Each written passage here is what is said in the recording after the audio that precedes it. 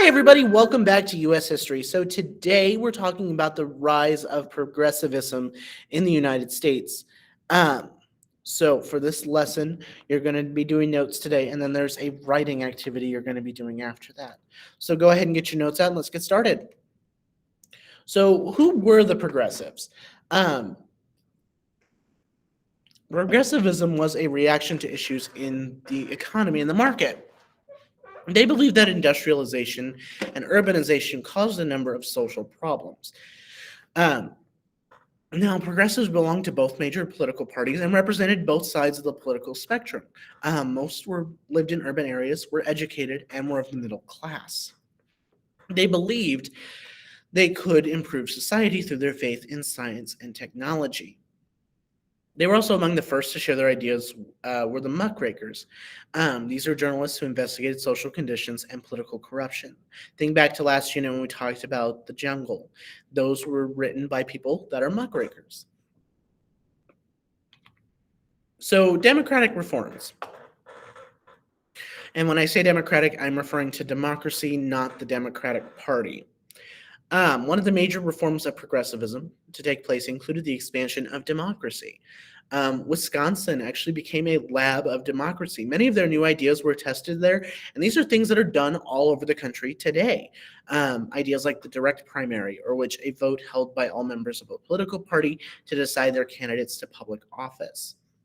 This is essentially when you go in to vote in a direct primary, you are given the ballot that corresponds to whichever political party you are affiliated with, and you're directly voting for those candidates for those specific offices. We have initiatives. Now, this is the right of citizens to place a measure or issue before the voters or the legislature for approval. This can include things like a bond issue or trying to change a traffic law. If enough people sign a petition, most states allow that measure to be placed on the ballot for the November election. We also have things known as referendums, or the practice of letting voters accept or reject measures proposed by the legislature. Essentially, even though it's passed through the state legislature, the final approval comes from the people.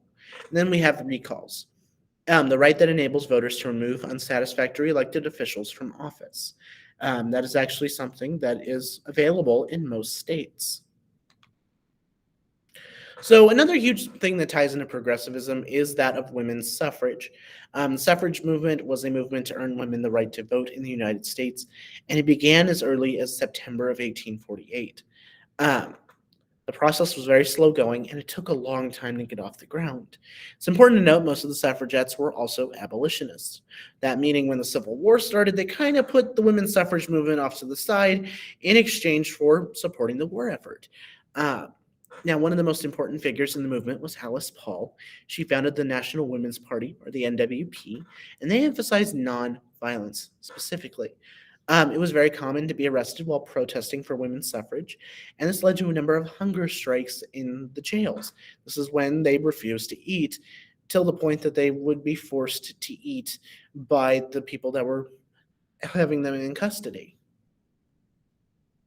Now, just as it's been during the Civil War, the beginning of World War I actually saw the suffrage movement being placed aside to support the war effort as well. Following the success of World War I, President Wilson actually did push Congress to pass an amendment to give women the right to vote. This was helped by the midterm elections of 1918, when the suffragettes actually defeated two anti-suffrage senators and got two more supporters into Congress. The amendment would be passed by Congress in 1919, but it would not be ratified until August 26th of 1920.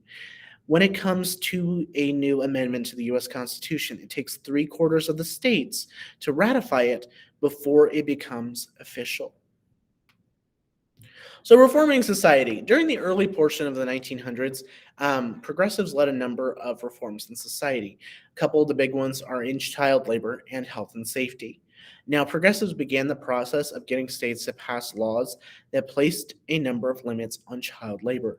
This included things like a minimum age for employment, maximum hours that they could work, and requiring education laws and schooling. This makes it so today that when you are still pretty young, you're not forced to go to work. you have to go to school. I believe most states you cannot really start working until you are 15 or 16 without a work permit, or if you're just working for your family. In terms of health and safety codes, following the publishing of a number of books, cities and the governments began to improve working conditions and benefits for those who work there.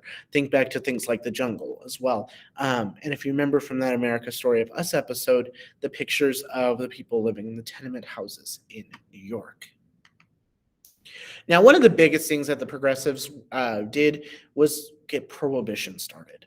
They blamed alcohol for many of society's problems, and as a result, a number of laws were passed.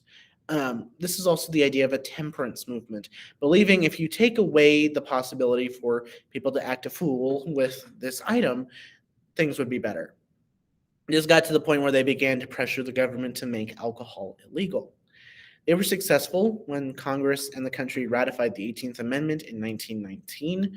This outlawed the production and distribution of alcohol until the ratification of the 21st Amendment in 1933, so almost 20 years later.